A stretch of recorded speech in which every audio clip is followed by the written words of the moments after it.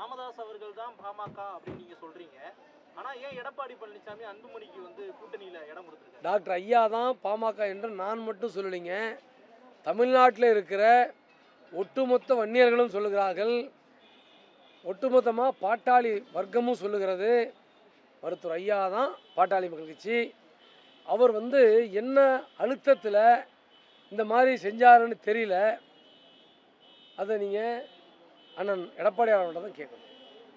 ஆனால் உறுதியாக அன்புமணி அவர்கள் கூட கூட்டு வைக்கிறவங்க ஏமாற போகிறாங்க.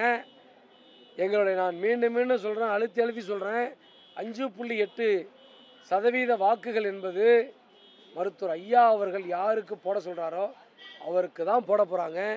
இப்போ ஒரு உதாரணத்துக்கு நான் கேட்குறேங்க, நான் இருக்கிறேன் பொறுப்பாளர், இப்போ இவர் லட்சுமணன் இருக்கிறாரு, இவர் மாவட்ட தலைவர், இவர் வந்து லட்சங்களை பார்த்தவர், இவர்கிட்ட ஒரு 50 லட்ச ரூபாய் பணத்தை கொண்டு போய் கொடுத்து நீங்கள் கட்சிக்கு வாங்கினா போயிடறாரு, போகிறாங்க.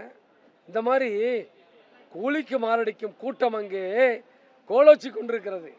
ஆனால் உண்மையான தொண்டர்கள், பாட்டாளி மக்கள் கட்சியுடைய தொண்டர்கள் மருத்துவர் ஐயா பின்னாடி தான் இருக்கிறாங்க. இங்கே எவனோ BMW பென்ஸ் காரில் வரவங்க யாரும் எங்கிட்ட இல்லை.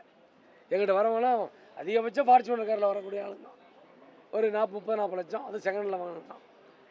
அந்த கூடத்தில் எல்லாமே BMW பென்ஸ், ஆடி அந்த மாதிரி. அன்புமணியோடு கூட்டணி வைப்பவர்கள் ஏமாற போகிறார்கள். நிச்சயமா ஏமாற போறாங்க. அப்போ நீங்க வந்து எடப்பாடியோட சேர மாட்டீங்க, அப்படிதானே? அது வந்து ஐயா தான் முடிவு பண்ணுவாங்க. இல்ல அப்போ அவங்க ஏமாந்துருவாங்கல்ல சார். ஐயா முடிவு செய்வார். கூட்டணி என்பது நீங்கள் எத்தனை முறை கேட்டாலும் இன்னும் மிக 2-3 நாட்களிலே மருத்துவர் ஐயா அவர்கள் அறிவிப்பார் கூட்டணி யாரோடு என்று. நான் சொல்லுகிறேன், மீண்டும் சொல்லுகிறேன், பாட்டாளி மக்கள் கட்சி வாக்குகள் மருத்துவர் ஐயா கிட்ட தான் இருக்குது. ஏங்க நான் கேட்குறேன், பெத்த தந்தையை மதிக்காத மகனை இந்த நாடு மன்னிக்குமா, ஆதரிக்குமா? நீ சொல்லுங்க.